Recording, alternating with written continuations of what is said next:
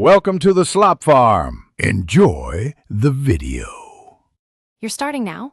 First, set screen brightness to blend with the room so your eyes don't constantly refocus.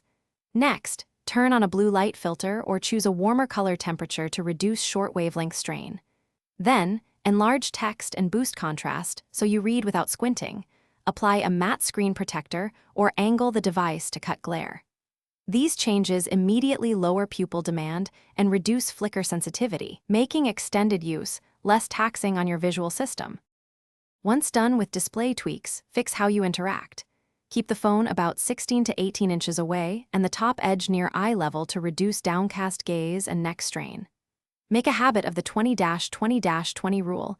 Every 20 minutes, look at something 20 feet away for 20 seconds to reset accommodation.